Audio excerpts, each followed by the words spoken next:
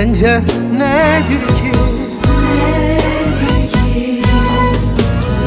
Ardına bakmadan gitmek mi? Bütün her şeyi bitirir. Bir kapıdan çıkıp dönmemek mi?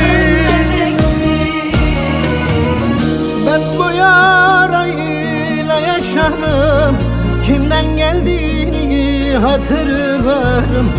Ama sen bir vicdansızın yüreğimle, kim vurdu ya gideceksin. Bir zalimin ocağında, bir kalpsizin kollarında, ihanetin yollarında, kim vurdu ya gideceksin.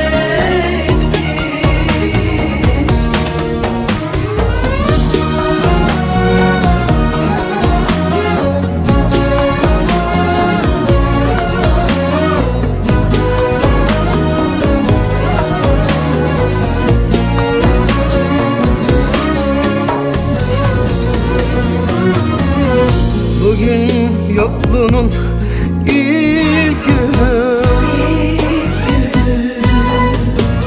öyle çok canım acıyor.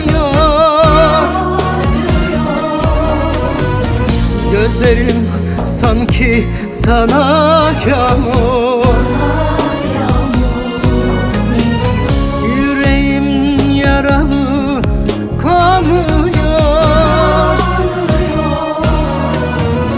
Ben bu yarayla yaşarım, kimden geldiğini hatırlarım. Ama sen bir vicdansızın yüreğimle, kim vurdu ya